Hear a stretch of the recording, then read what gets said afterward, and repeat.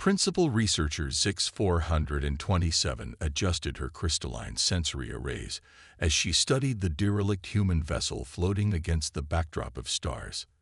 The Stellar Wind was a former research vessel, abandoned but intact, presenting the perfect opportunity for her team to finally unravel the greatest mystery in galactic exploration: why no alien species could endure more than a few hours aboard a human ship. The Collective Sciences Division had chosen her for this mission after 3 centuries of documented failures, 236 attempted boardings by 15 different species, all ending in inexplicable psychological trauma. Not from violence or technological superiority. Humans were remarkably open about sharing their supposedly primitive technology. No, something else drove even the most hardened exploration teams to flee in terror or bewilderment. Final preparations complete. Principal reported her second-in-command, NEC 189. His crystalline form pulsing with analytical frequencies. The containment fields are at maximum strength. Our psychic barriers are operating at peak efficiency. Whatever affected the others, we're as protected as current technology allows. Zix 427 interfaced with the ship's sensors, confirming the readings herself. Their vessel, the Truth Seeker, represented the pinnacle of crystalline collective engineering. Its hull was composed of living crystal matrices capable of adapting to any threat. The crew themselves were chosen for their exceptional mental stability and resistance to psychological influence. "Begin recording," she commanded. Expedition log, standard date 2847-3. We are attempting the first fully scientific investigation of the human vessel phenomenon. Previous attempts at understanding have been compromised by emotional contamination and subjective experience. Our species' crystalline nature makes us uniquely suited to maintain objective distance. The boarding team assembled in the airlock. Herself, NEC 189, xenopsychologist Vir 882, and quantum mechanics specialist Tal 665. Each wore specialized containment suits designed to filter out any known form of psychological influence. Remember, Zix 427 broadcasted to her team. We are scientists. Whatever we encounter, we will observe, document, and analyze. We will not succumb to irrational responses like our predecessors. The airlock cycled, and they crossed the connection bridge to the Stellar Wind. Initial readings showed nothing unusual: standard human atmospheric composition, normal radiation levels, no sign of any exotic energy signatures. The ship's corridors were quiet, illuminated only by their own crystalline bioluminescence. Fascinating construction inefficiency, noted Tal 665. Scanning the walls. Humans could reduce their material usage by 47% with optimal design patterns, yet they deliberately maintain these curved corridors and unnecessary spaces. Focus on the mission parameters, Zix 427 reminded them. We're here to understand why no alien species can remain aboard these vessels, not critique human engineering. They moved deeper into the ship, documenting everything. The recreation areas were particularly puzzling, filled with objects that served no practical purpose: game boards, musical instruments, and walls covered with physical images rather than efficient digital displays. These appear to be family units, Vir 882 observed, studying one of the photos. Multiple generations, gathered in various emotional configurations. But why maintain such records on a research vessel?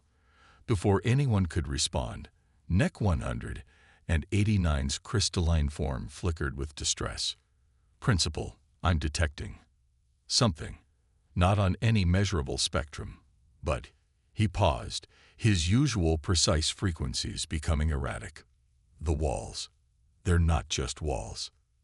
Zix 427 was about to demand clarification when she felt it too. A subtle resonance, not in any frequency they could measure, but undeniably present.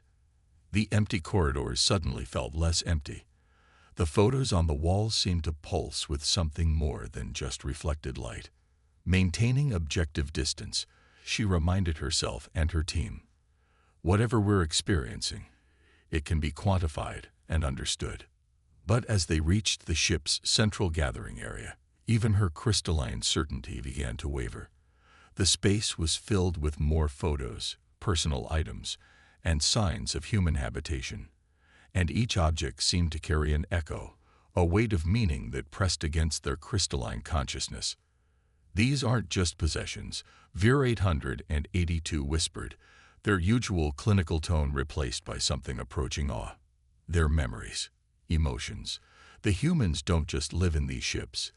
They fill them with their experiences." Zix 427 tried to dismiss such an unscientific observation, but the evidence was becoming harder to ignore.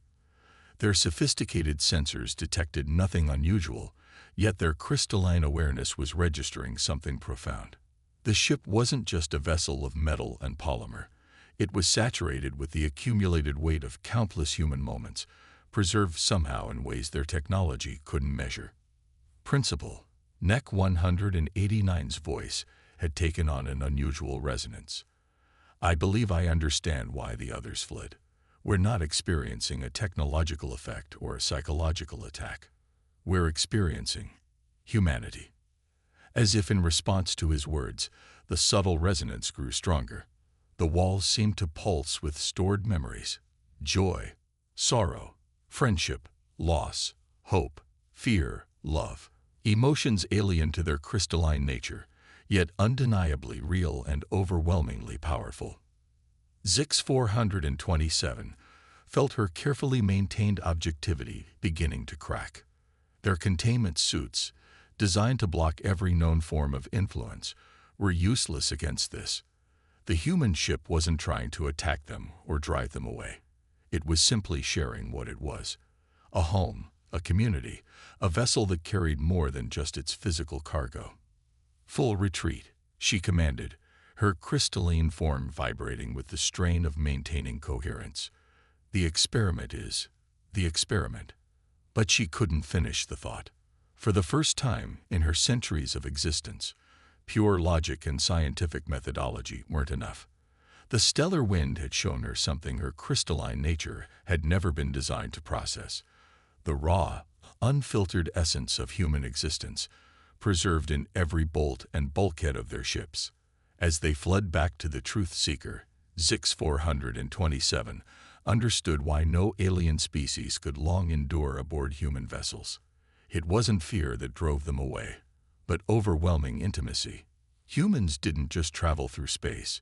They carried their entire emotional existence with them, saturating their ships with an intensity of experience that other species simply weren't equipped to handle.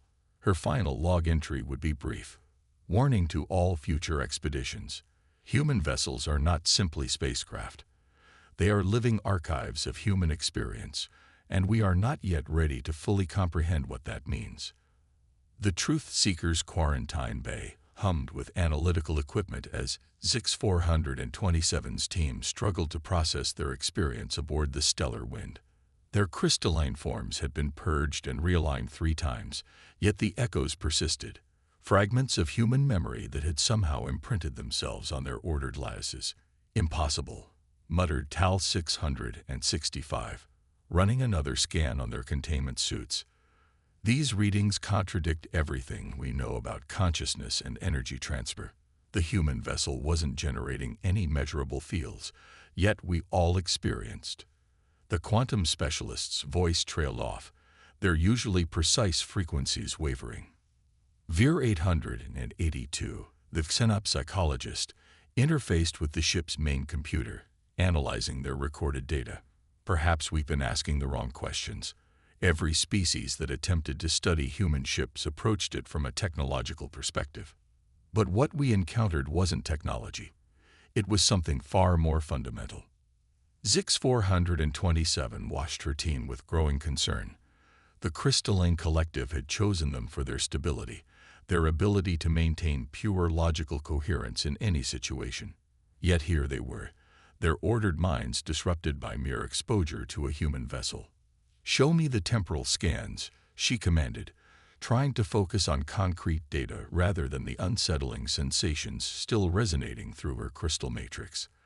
The holographic display materialized, showing layered readings of the stellar wind's interior. There, Neck 189 pointed, his usual steady presence noticeably disturbed. The anomalies appear in patterns. They're strongest in areas of frequent human gathering. The recreation spaces, the dining area, the observation deck. But they're not random. They're structured. The data confirmed what they had felt.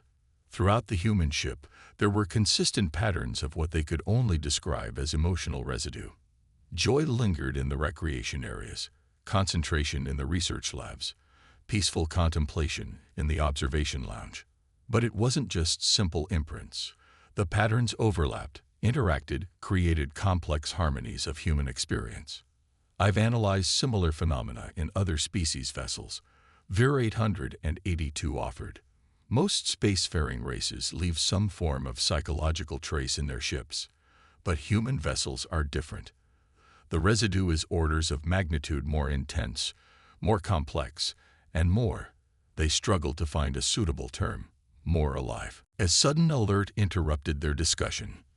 One of their backup research probes, left aboard the stellar wind to continue gathering data, had detected something new. The readings streamed into their system, energy patterns shifting, realigning, almost like, "It's responding," Tal 665 whispered, their crystalline form vibrating with scientific fascination. The emotional residue, it's not just static imprints. It's dynamic, reactive. When our probe entered a new area, the patterns changed, adapted, almost as if the ship was trying to communicate. Neck 189 finished, not through technology or language, but through shared experience. Zix 427 forced her thoughts into rigid patterns, fighting against the chaotic implications. That's not possible. A vessel cannot retain consciousness. It cannot store experiences. It cannot. But even as she spoke, her own crystal matrix resonated with proof that she was wrong. The memories they had absorbed from the stellar wind weren't fading. They were becoming clearer, more structured. Images formed in her consciousness. Humans gathering in the recreation area, their laughter creating ripples of joy that somehow became part of the ship itself. Researchers working late in the laboratories, their dedication and curiosity seeping into the very walls. Crew members standing at the observation windows, their sense of wonder at the cosmos embedding itself in the reinforced glass. The ships, Vir 882 said slowly, their scientific detachment crumbling. They're not just vessels. They're archives of human consciousness. Every moment of joy, every burst of discovery, every shared experience, it all becomes part of the ship's soul. Ships don't have souls, Tal 665 protested, but their voice lacked conviction. That's not scientifically possible. Perhaps, Neck 189 suggested, our understanding of what is scientifically possible needs to expand. The humans aren't doing this deliberately. They don't even seem aware of it. But somehow, their intense capacity for emotion, their strong social bonds, their deep attachment to their vessels, it all combines to create something our sciences never predicted. Zix 427 interfaced with the ship's computer, reviewing historical data. Every species that had attempted to board a human vessel had reported similar experiences, overwhelming sensations of human emotion, memories that weren't their own, a sense of connection to something vast and incomprehensible. The Mundweavers of Centauri Prime, she noted, they described it as drowning in an ocean of shared consciousness. The logic priests of Vulcanes called it an assault of undiluted experience. Even the Quantum Collective, with their distributed consciousness, reported being overwhelmed by the weight of accumulated humanity. A new alert drew their attention. The probe aboard the stellar wind was detecting increased activity. The emotional residue was growing stronger, more focused, as if the ship itself was trying to reach out to them. We need to understand this, Zix 427 decided. her scientific curiosity overriding her instinct for self-preservation. Not just observe it, not just document it, but truly comprehend what the humans have created. Because this, she paused, letting herself fully acknowledge what they had discovered. This changes everything we thought we knew about consciousness, about space travel, about the very nature of existence. Her team's crystalline forms pulsed with agreement, their ordered minds already beginning to adapt, to create new patterns that could accommodate this revolutionary understanding. The humans, without even realizing it, had discovered something profound, a way to infuse their vessels with the essence of their species, creating ships that were more than mere machines. They were, in the truest sense, homes among the stars. And that simple, profound truth was what no alien species had been prepared to face. The decision to contact an actual human came after 3 days of increasingly bizarre readings from the stellar wind. Zix 427 had exhausted her team's considerable scientific resources trying to understand the phenomenon through pure observation. Now they needed insight from the source. Dr. Sarah Chen, sonoanthropologist and former crew member of the Stellar Wind, appeared on their communication screen. Her expression showed mild amusement at the formal introduction from a group of crystalline beings. "You're not the first to ask about this," she said, settling into her chair at the Earth Space Academy. "Though I have to admit, you're the first to survive long enough aboard to gather actual data. Most species don't make it past the first hour.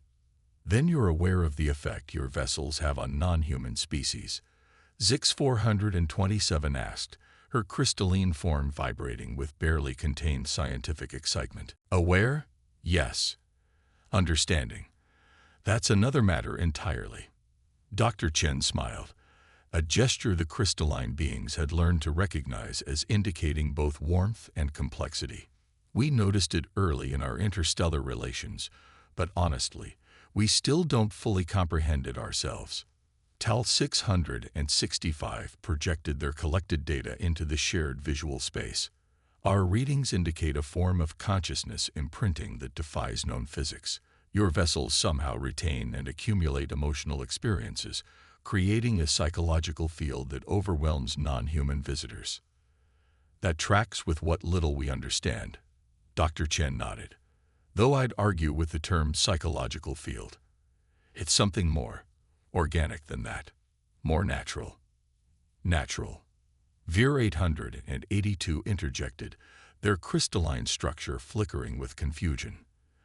"There is nothing natural about consciousness embedding itself in inorganic materials." Dr. Chen's smile widened. "Isn't there? Think about it. Humans have been forming emotional attachments to inanimate objects for our entire history. We name our cars, talk to our plants, treat our childhood toys like living beings. It's not just anthropomorphization. It's something deeper, more fundamental to our nature." The crystalline team processed this, their ordered minds struggling with the implications.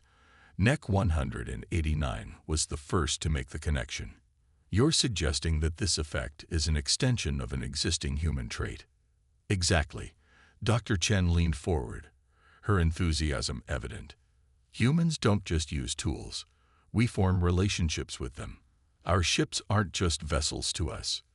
They're homes, communities, living spaces that we fill with our experiences, our memories, our very essence. And somehow that accumulated humanity becomes tangible." Zix 427 interfaced with their ship's computer, correlating this new information with their observations. The effect appears strongest in areas of significant human interaction: recreation spaces, personal quarters, observation decks, places where we're most ourselves, Dr. Chen finished. Where we laugh, cry, celebrate, mourn, dream, and grow. Our ships become more than the sum of their parts because we fill them with more than just our physical presence. The crystalline beings absorbed this, their structured minds creating new patterns to accommodate these alien concepts. Vir 882's next question carried traces of what might have been awe. But why? What evolutionary advantage could there be in forming such intense emotional bonds with inanimate objects? Dr. Chen's expression grew thoughtful. Perhaps it's not about advantage. Or perhaps the advantage is something we haven't recognized yet. Humans are relatively young as a spacefaring species, but we've pushed further into deep space than many older civilizations. Our ships can maintain extended missions that would drive other species to psychological breakdown. Because you're already adapted to the psychological weight, NEC 189 realized, their crystalline form pulsing with sudden understanding. Your natural tendency to form emotional bonds with your environment allows you to thrive in the void of space. While other species see ships as mere tools, transportation, TAL 665 added, humans transform them into extensions of their own consciousness, a psychological anchor in the depths of space. Dr. Chen's eyes lit up. Now you're getting it. We don't just survive in space. We live there. We bring our whole selves, our entire human experience. And somehow, that experience accumulates, resonates, becomes part of the ship itself. But the intensity, ZIX 427 pressed. The overwhelming nature of the effect on non-human species. Think of it like sound, Dr. Chen suggested. One person singing is just a voice. But generations of voices, all singing in harmony, that becomes something powerful enough to shake foundations. Our ships carry the accumulated emotional resonance of every crew member who's ever served aboard. Every laugh, every tear, every moment of triumph or despair. It all adds to the symphony. The crystalline team sat in silence, their ordered minds processing this profound revelation. They had come seeking scientific understanding, but what they'd found was something their logical nature struggled to quantify: the raw power of human emotional connection. There's something else you should know, Dr. Chen added, her expression growing serious. The effect, it's getting stronger. Each new generation of human ships seems to retain more, resonate more deeply. We're not sure why, but some theorize that as humanity pushes further into space, our need for these emotional anchors grows stronger. ZIX 427's final question came with uncharacteristic hesitation. Does this not concern you?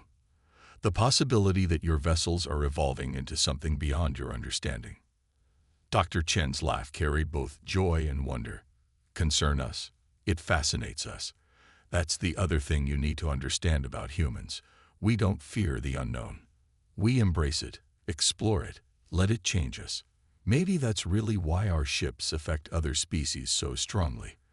They're not just carrying human consciousness. They're carrying our endless curiosity, our desire to understand, our willingness to be transformed by what we discover. As the communication ended, the crystalline team faced a new understanding, one that would reshape their view of humanity's place in the cosmos. Humans weren't just another spacefaring species. They were unconscious architects of a new form of existence, turning their vessels into living archives of their journey among the stars.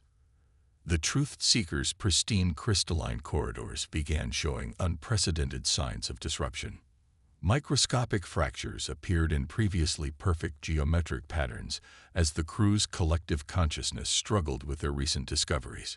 5 days after their conversation with Dr. Chen, the breaking point finally arrived. TAL 665's quantum-stable matrix shattered during a routine analysis, their crystalline form exploding into a cascade of fractalized emotions. "I can feel them," they cried, their usually methodical voice distorting with alien sensations. All of them, their joy, their fear, their love, their loss. How do humans bear it? How do they contain such vastness? The incident forced ZIX 427 to quarantine her entire team. Their containment bay, designed to protect against every known form of contamination, now served as a shelter from their own transforming consciousness. The emotional resonance they'd absorbed from the stellar wind wasn't dissipating.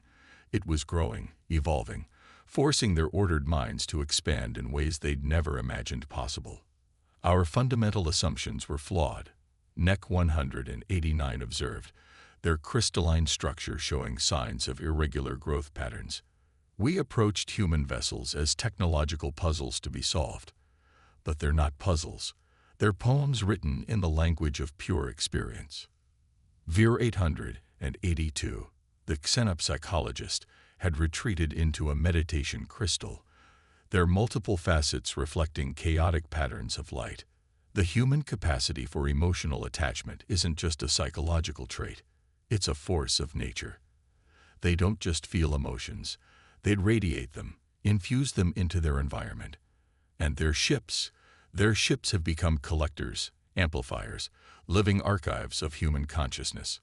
Zix 427 watched her team's deterioration with growing alarm.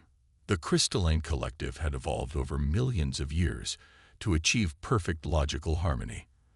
Their consciousness was structured, ordered, free from the chaos of emotional interference. But exposure to the accumulated humanity aboard the stellar wind had introduced something new into their crystalline matrices, something that threatened to shatter millions of years of evolutionary refinement. Principle. One of the medical crystals chimed, its diagnostic frequencies urgent. Your team's consciousness patterns are showing unprecedented mutation. The human emotional resonance isn't just affecting their thought processes, it's altering the fundamental structure of their crystalline forms. The evidence was impossible to ignore. Where their crystals had once grown in perfect geometric patterns, new formations were emerging. Organic, flowing shapes that seemed to pulse with borrowed human emotions. Their unified consciousness, once a model of logical precision, now rippled with alien sensations. Joy, sorrow, wonder, fear, love. Perhaps, Neck 189 suggested, their voice carrying new harmonics of understanding. This is why other species flee human vessels. Not because the experience is harmful, but because it is transformative. We cannot encounter this depth of human consciousness without being changed by it. A sudden surge of energy from the quarantine bay's sensors drew their attention. The stellar wind, still floating silent in space beside them, had begun emanating new patterns of emotional resonance. The ship wasn't just preserving human experiences, it was sharing them, reaching out, trying to connect. It knows, Vir 882 whispered, emerging from their meditation crystal. Somehow, the accumulated consciousness aboard that vessel recognizes our presence, our struggle. It's trying to help us understand. Zix 427 felt her own crystalline form vibrating with unfamiliar frequencies.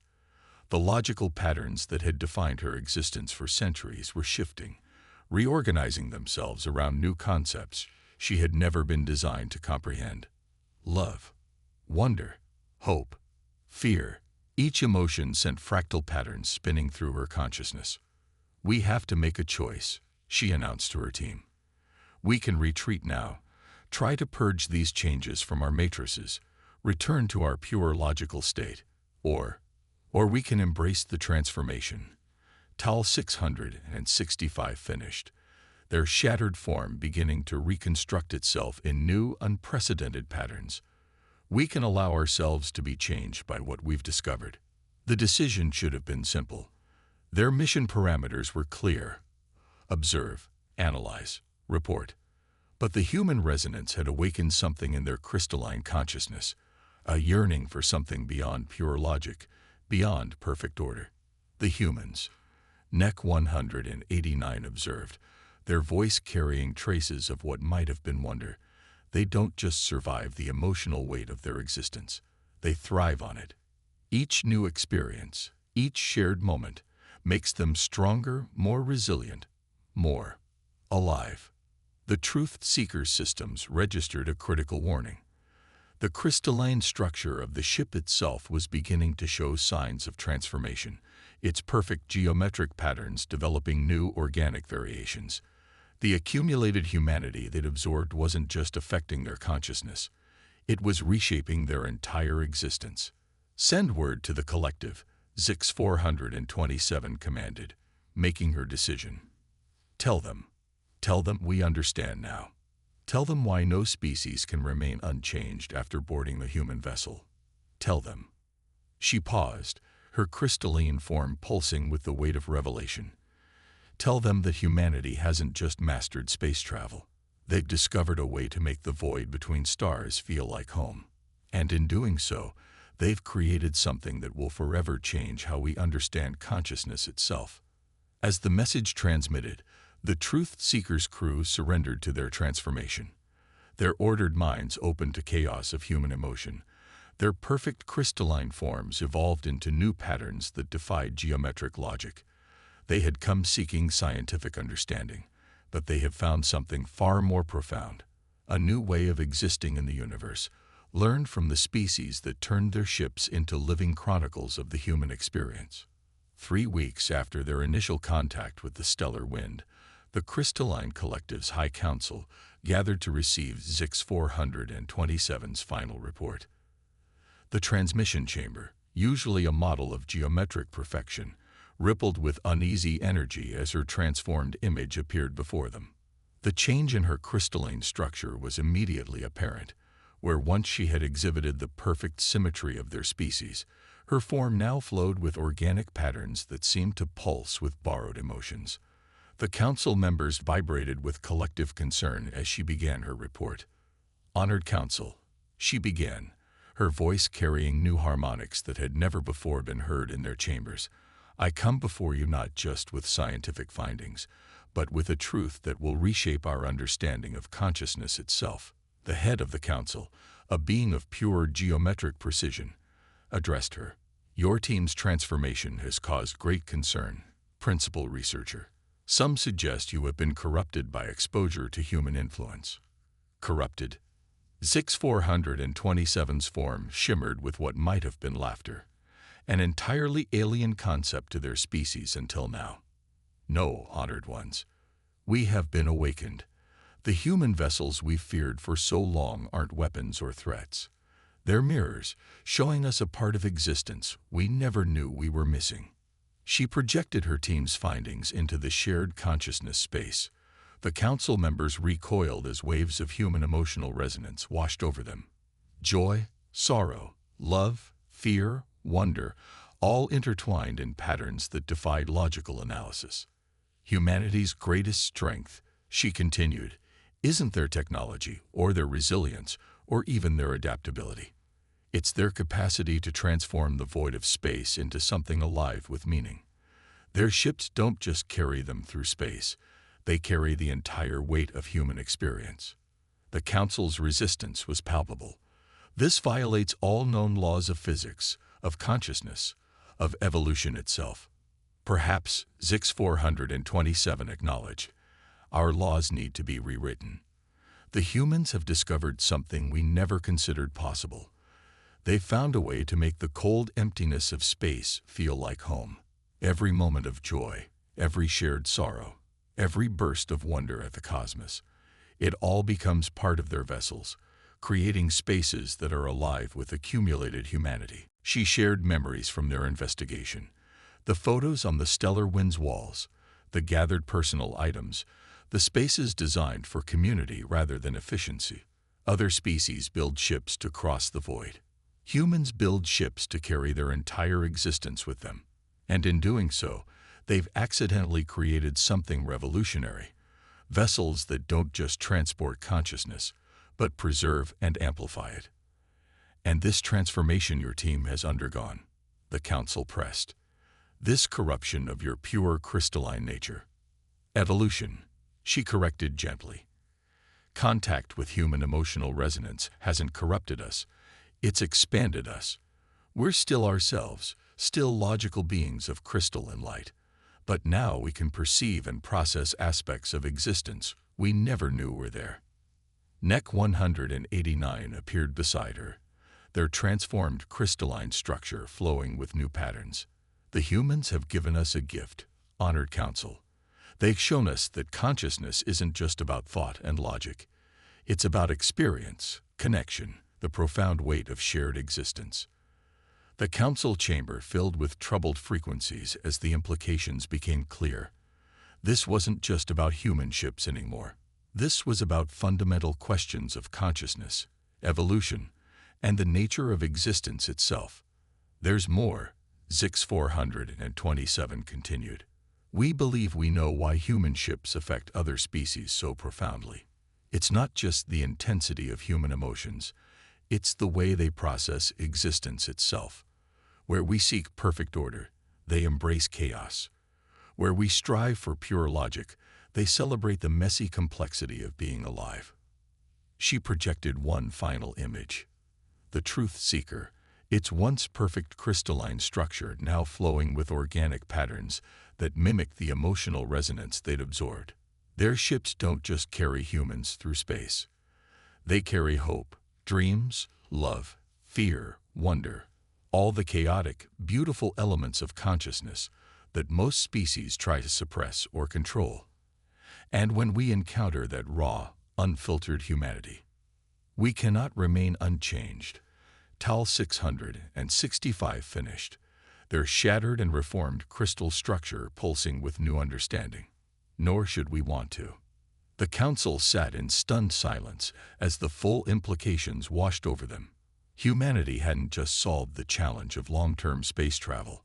They'd discovered a new form of existence, one that transformed sterile vessels into living archives of consciousness. Your recommendation? The council finally asked. Stop trying to board their ships, Zix 427 replied simply. Not because it's dangerous, but because we're not ready. Humanity is showing us a new way of existing in the cosmos, but we can't rush the transformation. Each species must find its own way to process this discovery, to adapt to the knowledge that consciousness can be so much more than we imagined. As her report concluded, the council chamber filled with chaotic frequencies as the implications rippled through their collective consciousness. The humans, that young, seemingly primitive species, had unknowingly revolutionized their understanding of existence itself. They hadn't just mastered space travel. They'd found a way to make the infinite void feel like home. And in doing so, they'd created something that would forever change how every species viewed consciousness, community, and their place among the stars. The mystery of why no alien dared to board human ships had finally been solved.